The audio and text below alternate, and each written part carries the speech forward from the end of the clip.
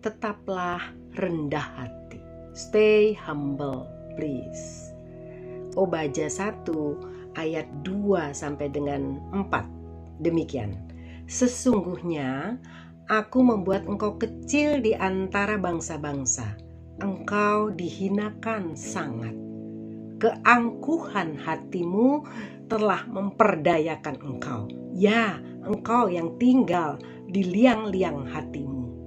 Siapakah yang sanggup menurunkan aku ke bumi?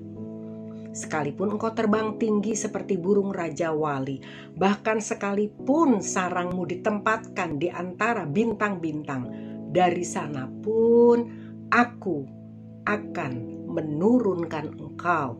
Demikianlah firman Tuhan. Saudara yang kekasih dalam Tuhan, Edom adalah negara yang terletak di atas ketinggian gunung yang dikelilingi oleh jurang-jurang sedalam 2000 kaki. Jurang yang mengelilingi Edom menjadikan Edom sebuah kota yang dibentengi dengan geografis yang strategis dan sangat bagus, kuat dan cukup aman menghadapi serangan musuh bangsa-bangsa lain. Benteng jurang sekelilingnya merupakan keuntungan sebagai pertahanan dari serangan musuh. Puncaknya tidak mengerucut, namun merupakan dataran rata seluas 15 sampai 20 mil atau kurang lebih 30 sampai 35 km, cukup luas ya Saudara. Fasilitas geografis Edom yang sangat bagus melebihi tempat lainnya itu menjadikan bangsa Edom memiliki kesombongan, menjadi bangsa yang angkuh karena kekuatan benteng alam yang dianugerahkan Tuhan bagi negeri Edom tersebut. Namun, seperti dikatakan dalam ayat keempat, meski Edom ada di kemuncak ketinggian seperti burung raja wali di atas ketinggian bumi, seperti itu pula ketinggian hatinya. Sekalipun sarangmu atau kota tempat kediamanmu tinggi, seolah di antara bintang-bintang sekalipun, namun dari sana juga Allah sanggup menurunkannya. Kesombongan Edom dengan berkata, siapakah yang sanggup menurunkan aku ke bumi? Kesombongan yang sama akan menjatuhkan Lucifer yang terusir dari sorga ya. Lucifer sama dengan Lucifer. Banyaknya fasilitas nilai materi tidak berlaku di hadapan Allah. Jangan lupa, Allah melawan kesombongan. Manusia dapat dengan mudah menjadi sombong, angkuh, berubah seperti itu bila memiliki segala-galanya, menganggap diri sudah di atas segala-galanya. Tetapi Allah melawan kesombongan, dan dengan mudah manusia dapat diturunkan Allah seketika itu Dia kehendaki, dan melepaskan dari semua kebanggaan yang dimilikinya. Jangan sombong.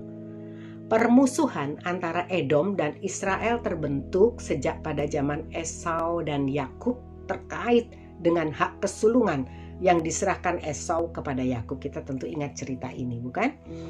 Saudara yang kekasih dalam Tuhan, Esau telah menyerahkan hak kesulungannya kepada Yakub dengan pertukaran semangkuk sup kacang merah. Allah membela umatnya dan memenangkan peperangan. Allah maju melawan Edom, bangsa yang sombong, dan menjadi musuh umatnya dengan menggulingkan dari ketinggiannya. Allah sudah berpihak kepada yang lain kalau kita sombong. Jadi jangan sombong saudara, sebab Allah akan menjatuhkan orang yang sombong.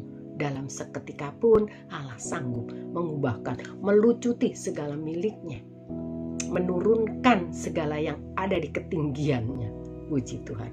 Jangan berubah sombong dan diperdaya oleh keangkuhanmu. Hal itu dinasihatkan Tuhan melalui Nabi Obaja.